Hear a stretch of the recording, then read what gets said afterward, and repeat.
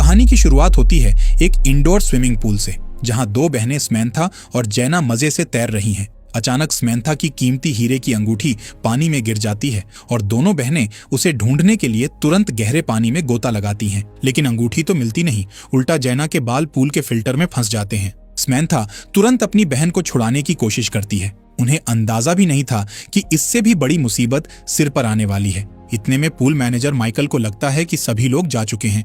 वो पूल का कवर बंद करने वाला बटन दबाकर आराम से घर की तरफ निकल जाता है। तभी भारी भरकम फाइबर ग्लास का कवर पूल पर सरकने लगता है। स्मैंथा कवर को बंद होते देख लेती है और जल्दी से जैना के बाल फिल्टर से खींचकर छुड़ा लेती है। दोनों बहनें तेजी से ऊपर सतह की ओर तैरती हैं, लेकिन तब तक बहुत देर हो चुकी होती है। पूल का कवर बंद होकर उन्हें पानी के नीचे कैद कर देता है। वे अंदर से जोर जोर से मदद के लिए चिल्लाती हैं, मगर पूरी इमारत में सन्नाटा पसरा है। उनकी आवाज सुनने वाला वहां कोई नहीं।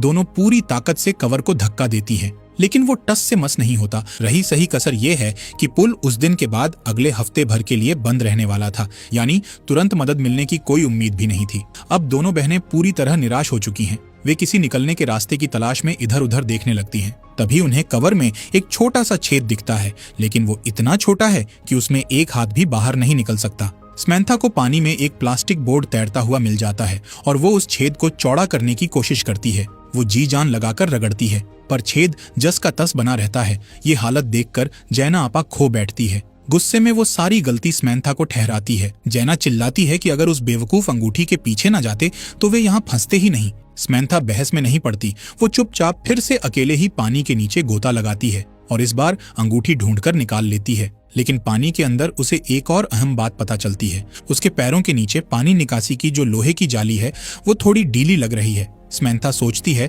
अगर वे इस भारी जाली को निकाल सकें तो शायद उससे ऊपर का कवर तोड़ा जा सकता है। वो पूरी ताकत से खींचती है, लेकिन जाली हिलती तक नहीं। स्मैंथा थककर ऊपर आती है और जैना को भी साथ लगने के लिए पुकारती है, मगर जैना इसे बेकार आइडिया बताकर मना कर देती है। इसी बीच स्मैंथा के मंगेतर मैथ्यू का फोन पास में बजने लगता है। रिंगटोन सुनकर स्मैंथा की आंखों में फिर उम्मीद जाग जाती है। उसे भरोसा है कि मैथ्यू जरूर उन्हें ढूंढने आएगा। लेकिन दोपहर से शाम होने लगती है और फोन बार बार बजता रहता है, फिर भी मैथ्यू का कुछ पता नहीं चलता। तभी पूल की टाइमर लगी लाइट्स अचानक बंद हो जाती हैं और चारों ओर घुप अंधेरा छा जाता है। स्मैंथा पानी के अंदर ही अपना सिर पकड़कर बैठ जाती है। उसका चेहरा पीला पड़ने लगा है क्योंकि उसे डायबिटीज है और जिंदा रहने के लिए तुरंत इंसुलिन का इंजेक्शन चाहिए। लेकिन इंसुलिन का डोज तो बाहर उसके बैग में रखा है। स्मैंथा को इस हालत में तड़पते देख जैना का गुस्सा भी ठंडा पड़ जाता है।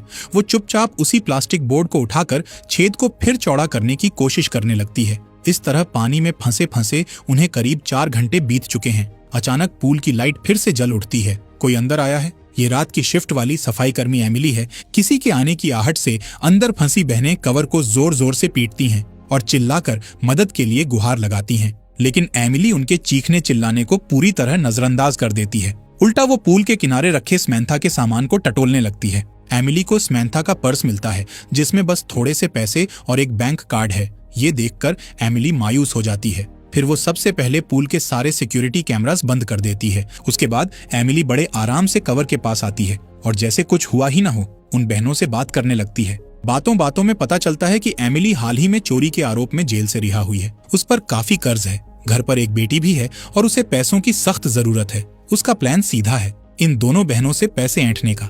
एमिली बिना झिझक स्मैंथा से उसके एटीएम कार्ड का पिन बताने को कहती है। ये सुनकर दोनों बहनों को एहसास होता है कि एमिली तो उन्हें ब्लैकमेल कर रही है। गुस्से में जैना एमिली को खूब खरी खोटी सुना देती है। एमिली तिलमिला उठती है और तुरंत स्विमिंग पूल का हीटिंग सिस्टम बंद कर देती है। पानी तेजी से बर्फ जैसा ठंडा होने लगता है। ठंड से कांपती स्मैंथा हालात को समझती है और आखिरकार एमिली को अपना पिन बता देती है। एमिली कहती है कि पहले वो जाकर इस पिन से पैसे निकाल कर आएगी और फिर वापस आकर उन्हें बाहर निकालेगी। ये कहकर एमिली पैसों का इंतजाम करने के लिए वहां से चली जाती है। कुछ देर बाद एमिली लौट तो आती है, लेकिन वापस आकर भी वो कवर खोलने की जरा भी कोशिश नहीं करती। उल्टा वो गुस्से में उन पर धोखा देने का इल्जाम लगाती है। एमिली चीख कर कहती है, तुम्हारे अकाउंट में तो सिर्फ $80 थे, मेरे साथ मजाक कर रही हो क्या? ये सुनकर जैना हाथ जोड़कर प्लीज हमें बाहर निकाल दो। वो रोकर समझाती है कि स्मैंथा को डायबिटीज है और उसे जिंदा रहने के लिए तुरंत इंसुलिन चाहिए। लेकिन एमिली को उनकी बातों पर बिल्कुल यकीन नहीं होता।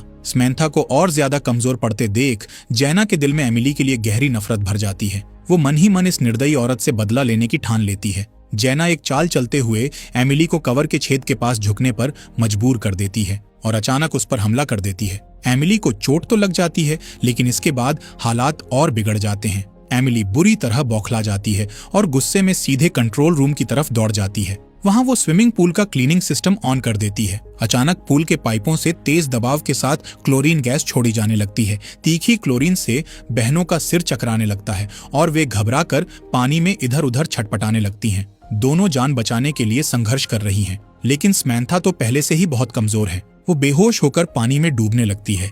ये देखकर जैना घबरा जाती है। वो तुरंत डूबती हुई समैंथा को पकड़कर उस छोटे छेद तक खींच लाती है ताकि समैंथा हवा में सांस ले सके।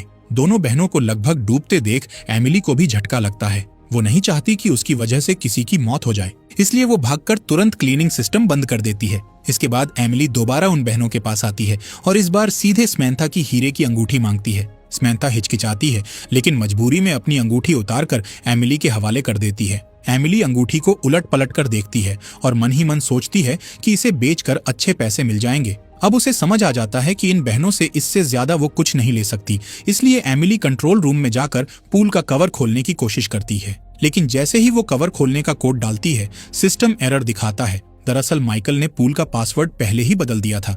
ये देखकर अब एमिली सचमुच घबरा जाती है। अगर वो कवर नहीं खोल पाई तो दोनों बहनों की जान चली जाएगी। मगर उसे अपनी ब्लैकमेलिंग वाली हरकत भी याद है, इसलिए वो न किसी को मदद के लिए बुला सकती है, न खुद पुलिस को फोन कर सकती है। अभी अभी जेल से निकली एमिली बिल्कुल नहीं चाहती कि फिर से जेल जाना पड़े। कुछ देर तक असमंजस में रहने के बाद एमिली फैसला करती है कि वो चुपचाप वहां से भाग जाएगी और दोनों बहनों को उनके भाग्य पर छोड़ देगी। उम्मीद टूटते ही जैना फिर भड़क उठती है और गुस्से में एमिली को भला बुरा कहती है, लेकिन अगले ही पल वो देखती है कि समैंथा तो पानी के अंदर बेहोश पड़ी है। अगर उसे जल्द इंसुलिन नहीं मिला तो वो जिंदा नहीं बचेगी। अब उनकी आखिरी उम्मीद पानी के नीचे लगी वही भारी लोहे की जाली है। जैना डर रही है क्योंकि थोड़ी देर पहले पानी में उसके बाल फंस गए थे और वो करीब करीब डूब ही गई थी। लेकिन अपनी बहन की जिंदगी बचाने के लिए वो डर पर काबू पाती है। जैना हिम्मत जुटाकर गहरी सांस लेती है और पानी में डुबकी लगाती है। वो पूरी ताकत से उस जाली को खींचने लगती है। पहली कोशिश में जाली नहीं निकलती, दूसरी बार भी कुछ नहीं होता।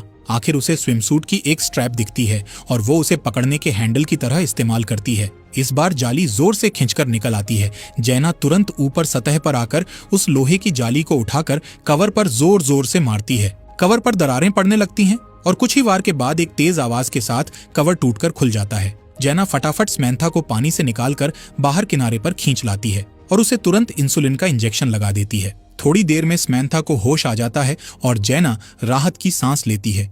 उसी वक्त एमिली एक बार फिर वापस आ जाती है। इस बार उसके हाथ में बंदूक है और उसका निशाना सीधे उन बहनों पर है। एमिली को डर है कि अगर ये दोनों बहनें बच गईं तो ये पुलिस में उसकी शिकायत कर देंगी। इस खतरे को खत्म करने के लिए उसने ठान लिया है कि वो अब खुद ही उन्हें गोली मार देगी। जैना डर के मारे समैंथा से लिपट जाती है और रोते हुए एमिली से विनती करती है कि हम किसी को कुछ नहीं बताएंगे। लेकिन एमिली को उन पर बिल्कुल भरोसा नहीं है और वो बंदूक ताने धीरे धीरे उनके करीब आती जा रही है। आखिरकार हताश होकर जैना को एमिली की कमजोर नस याद आती है। वो जोर से चिल्लाती है, अगर तुमने हमें मार दिया तो तुम्हारी बेटी का क्या होगा। इस बात का एमिली पर गहरा असर होता है। वो कुछ पल के लिए चुप रह जाती है, फिर धीरे धीरे बंदूक नीचे कर लेती है और समैंथा की अंगूठी उसे वापस दे देती है। जैना जल्दी से 911 पर कॉल करके मदद बुला लेती है और अपने वादे के मुताबिक वो एमिली को वहां से भाग जाने का मौका भी देती है। आखिरकार लंबी मशक्कत के बाद दोनों बहनें सुरक्षित बच जाती हैं। तो इस कहानी से हमें यही सीख मिलती है